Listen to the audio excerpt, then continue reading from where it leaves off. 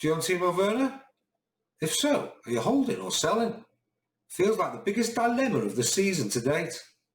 Time for some FPL focus.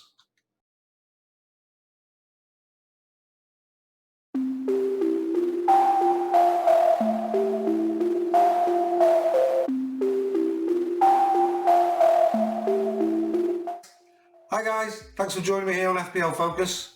Now listen, today I'm going to be focusing on Timo Werner and whether hold or sell is the right option. I'm going to look at the reasons why people signed him in the first place.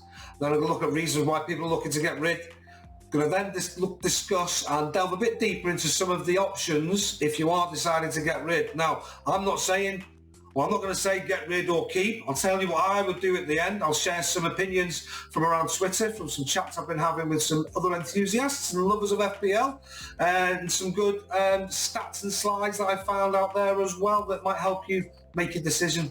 First thing is though, if you're not sure what to do, I'd say don't do anything. Making a choice when you're not sure is probably one of the things I've done far too many times, so learn from my mistake on that one. I will try to be succinct because there's a lot of information to get through, but it is a big decision, so I'm not gonna skirt around and go through things too quick. So if that's for you, pause, get yourself a brew, and let's dig a little bit deeper and find out, should we be keeping Timo Werner? And if not, who do we get instead? Let's go. Right, so thanks for joining me in the Focus Den. Spotlight's on Timo Werner. Let's have a look and see why you might want to hold on to him. First of all, he's off the mark. Got his goal against Tottenham in the EFL Cup in the week, and it was a lovely goal. Nice turn outside the area. It was almost, it was like a 270 turn as well. It wasn't just like a 180. It was a really sharp turn, and he hit the bottom corner. Didn't look where the goal was. Knew where the bottom corner was straight away. So he's finding the goal. He's had 1 assist so far. Might not be like the disaster that you think he might be, because look, he got 28 goals and 8 assists last season, albeit in the Bundesliga for Red Bull Leipzig. But still, that was in 33 appearances. So that's more than 1 involvement in the goals per game, which is the sort of gold dust you're looking for in fantasy football. Let's be honest. He still offers good value. If he does hit that, he's 9.5 million, 9.4 now. But that's the sort of thing you were getting from Aguero in his heyday, and you're happy to pay 12 million for that. So this is why he's owned by so many people and why it's such a dilemma for the season, because if he does hit form, he's a bargain. And first up, he's got Crystal Palace, who have done better against the top 6. But when it comes to down the left-hand side, I was reading an article on Fantasy Football Scout at the weekend. I shall leave the link underneath for people who might want to read the same thing. Crystal Palace have been susceptible down their left-hand side of defence, so their right-hand side of defence, down the left of attack, where Timo Werner may end up playing. Tammy Abraham's come in, done all right in the middle there. Giroud, they seem to be where Frank's going at the minute. He's still trying to find his best team. One thing for sure, Timo Werner's involved in that. He isn't going to be dropped anytime soon. He probably needs his teammates to come and join him. The likes of Ziyech and Pulisic, who was settling in and had a great end to the season last season. So once those guys are in, he could really deliver. Sorry about that, but I haven't got time to re-record it. So Crystal Palace, and then got Southampton at home, Man United away, tricky fixture there, but Burnley away. Again, could be tricky, but Burnley not looking the same Burnley. Things are going a bit stale there maybe. Sheffield United at home, still in the second season in the Premier League. Newcastle away, 50-50 if they're going to turn up or not. Tottenham, very similar. Could they be absolutely knackered by them with their Europa League exploits, etc.? And then Leeds at home, so that's 5 home games in the next 8 fixtures. And the two ones that are the toughest that stand out there, and let's be honest, they're not firing on all cylinders yet themselves. So those are the reasons for me why, if you're going to hold him, you'd hold him. Now, if those sort of fit in with what you think, and you think actually loves it, that's what I'm thinking, don't put me off, then it's time to stop this video and go about your other weakest links in your team, because it's not just about one player. Of course it's not. We've got to look at all the team members, and for me, I like to look at my weakest link and see if I can improve that. Before we look at potential replacements though, let's remind ourselves why people are considering to sell somebody who potentially offers great value. And it's because it's been a poor start for Chelsea. They haven't done very well at all. The first game of the season, even that's the one they won, they did not look convincing. I remember Frank looking concerned on the touchlines. And we've seen why in the previous 2 games. It's not been the greatest of starts for himself, really. For Werner, he's had 9 points over 3 games. 3 points a game, that's not enough to warrant staying in your team, particularly when there's consistent, better value forwards available. Even Bamford, who I maybe nonchalantly disregarded last week as somebody not to consider due to Rodrigo waiting in the wings. I didn't look at his form and consider him. I think he's a great option going forward. Certainly in the short term, until Rodrigo's won his place, players scoring goals, he may even take some penalties. Well, another reason people might be looking to get rid of him is because they might be waiting for him to improve. They might think, I'll take him out, I'll bring another player in of equal value or slightly higher value, and when he does improve, then I can bring him back in 3 or 4 weeks' time. Now, that is a dangerous tactic because you're using up 2 of your transfers for one player. I did that myself last season once or twice, and it definitely backfired. My advice is, if you think you want to keep him for the long term, if you think he's going to come good sooner rather than later, is hold him and keep him in your team until you decide that actually he's not part of your future plans.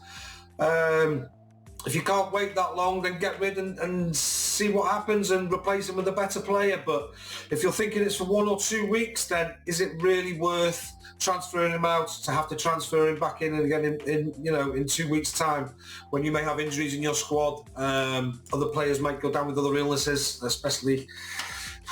Yeah, you know what I mean. Right. What else? He's been playing in a 4-2-3-1, and he's played in all positions, sort of. He's played on the left of the 3, he finished off playing on the right of the 3 in the last. If he was playing in a 4-3-3 attack and the one was more of a holding, a la sort of Liverpool sort of style, with Salah and Mane coming around the sides, I'd probably be more inclined to say let's stick with him. But I don't think that tends to be the case, or as much. I think when they're playing with the one, they're playing with the target man, with Giroud or Abraham up front, and that's. I don't think 4-2-3-1 is the best out of a wide forward. Although saying that, Hudson-Odoi played on the left for them, and he got through with his goal by taking players on. But for me, what I've seen of him in the Premier League so far, anyway, when he gets the ball, he's quite sharp with it, and if he can hit the target, like I said before, he's quite quick at getting his shot away. Just needs to be a bit more accurate with his shooting boots, I suppose, now. Which brings us to who to replace him with, if that's your intention.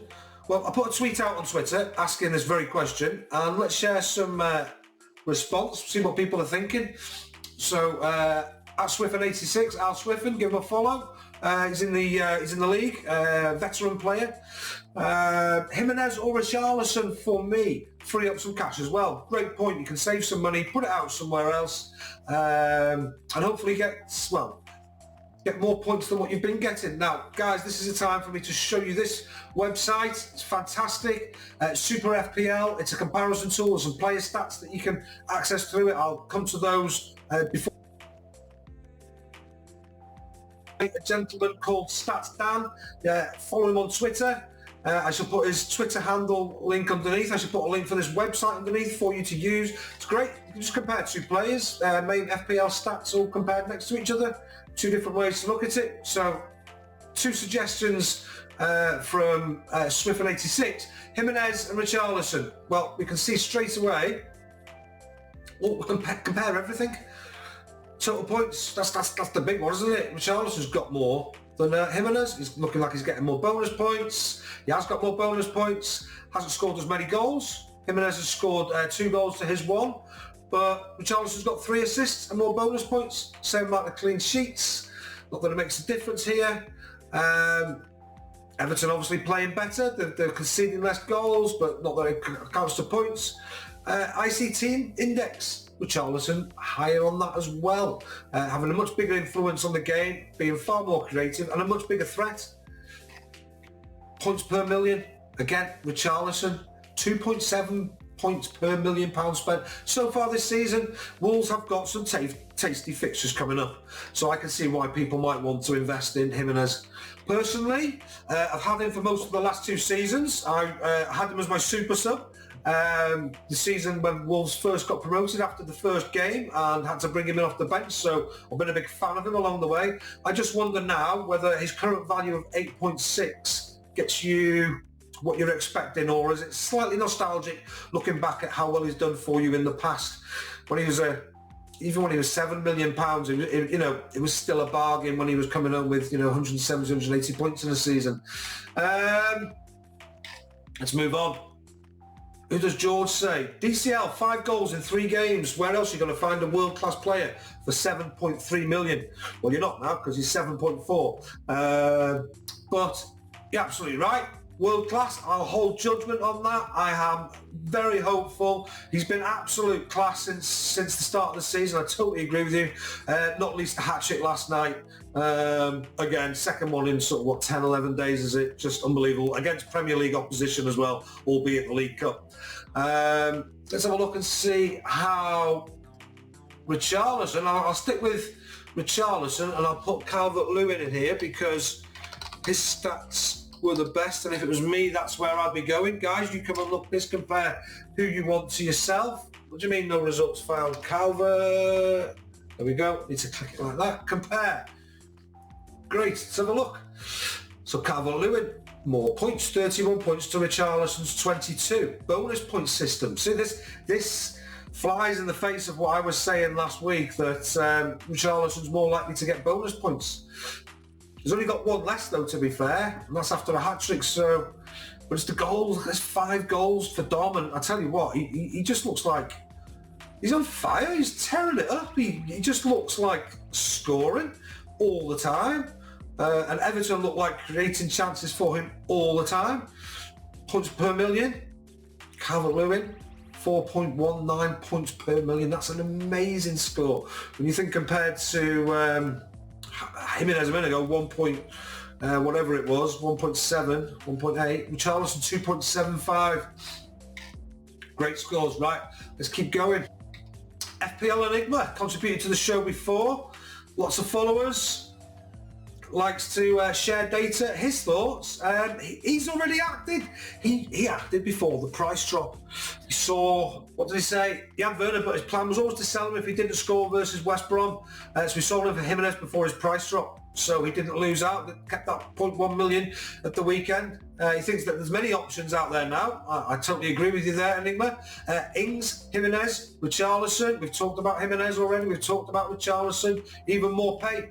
The other obvious choice now is Vardy now on penalties. Absolutely. What was it, 3 penalties? Could have had 4 if he'd stayed on at the weekend. I'd be concerned if they don't get the penalties. He's only had, 1 or 2 goals from open play this season, but Vardy's bringing it, and Leicester are, top of the league. Let's have a look. Who've we got here then? Ings and more pay and Vardy. Let's go and have a look at them then. Let's put in, so who's our best value thing there? Let's leave in highest points, 31. Let's compare. And bonus points. It's Calvert-Lewin smashing it. Ings is on penalties now. Maybe Southampton have had their tricky start out of the way. Tricky start in terms of the way they've been performing. Ings has still been bringing the bacon though in a team that's not performing very well. 8.4, so he's £1 million more than Calvert-Lewin. 22 points. Looking like bonus points. I think I'll say with Danny Ings is when he does seem to score, he seems to get bonus points as well. He scored 3 goals to Calvert-Lewin's 5. I think 2 of those penalties. ICT index, influence, not as good. Creativity, about the same. Threat, not as threatening. But for me, I mean, just looking at these stats straight away, looking at the points, I'm looking at Calvert-Lewin. Let's have a look. Who else? Let's have a look at Morpay. And then we'll finish. So here's Morpay. Oh, this is looking a bit more exciting. Cheaper than Calvert-Lewin, £6.5 million. Now, Brighton have got Everton this weekend. You make your own judgment on that one. Personally, I think Everton will walk it. No, I think Everton will do okay, actually. Morpay's 26 points. Lamptey's looking fantastic. I'm hoping his price doesn't increase before next week. I think he's going to be my transfer for next week. Lamptey got the same amount of bonus points already. Hasn't scored as many goals as Calvert-Lewin, but let's be honest, Calvert-Lewin is in a hot streak. We surely can't continue at that level for the rest of the season. From the first 3 games, that'll just be a ridiculous amount of goals. Let's have a look at their influence and threat. So, creativity, Morpay, more influence. He's got an assist already, so you'd expect him to contribute with those as well. More of a threat though is Dom, and more of an influence on the game is Dom. But I think Morpay is an excellent choice at 6.5. I'm wishing I went for Morpay over Mitrovic last week in my team. Definitely. Excellent choices, these guys. This is, go and have a look at these. Now, let's go for the big one. Let's have a look at Jamie Vardy. There we go. So Vardy, 1 point more. 2.6. The good thing with Vardy is if you're not sure about Werner, you think you want to keep an eye for a few weeks and see if he settles in and Chelsea's form turns around, is basically you can bring him back in. You'll have enough money. You won't have to be doing 2 transfers to bring him back in. But obviously, you need the extra, as it stands now, 0.6 million extra to bring Jamie Vardy in. The possibility he's not playing at the weekend. But I've not heard anything major on that front at this moment in time. I think he's going to be okay. But with him being on penalties, Leicester are flying. They started last season well, so there's no reason why they won't do the same this season either. Current value 10 million though, 2.6 more than Dom. Points per million. So you're getting your best value with Calvert-Lewin at this moment in time. Can they both keep their scoring runs going? Well, maybe not at the 5 goals in 3 games that they both got at this moment in time. Hat-tricks and lots of penalties there, but they can definitely both be scoring. Dom looked hot. Everything he's touching is turning to goals at the minute. Right, who else has been recommended? Let's have a look. FPL manager BD. Lots of followers. Less than a 15k finish twice with the best finish of 10,396. Great finish there, manager BD. Let's have a look. The best pick is Ings for now on penalties. Great. I totally agree with you. He looks like a solid pick. I thought he was the best pick, and the gamble on Mitrovic. Well, I had Mitrovic or my as against the likes of. Let's stick with Calvert-Lewin because he's the best value forward that I've come to compare. So when we compare the two next to each other, Mitrovic and Calvert-Lewin, for that extra £1.4 million, there's double the amount of points over. The chances of bonus points was what I was hoping for from Mitrovic aren't there. And that brings me to this that I want to spot. So this, guys, is a document that I've found on Twitter. Suji FPL has created it. It's a couple that run an account, an FPL account. Let's have a look at it in a bit more detail. A bit closer up, you can see this is what's put me off Mitrovic. 14 goals scored, but 6 missed, only 70% conversion rate. I can't be having a striker that might be missing penalties 1 in 3 with this amount of penalties coming up. So that's really put me off. Guys, this is a great document. You can see from each team, see what Bamford may get penalties along the way, but Klitsch looks like he's the man. You can see penalties being as important as they are.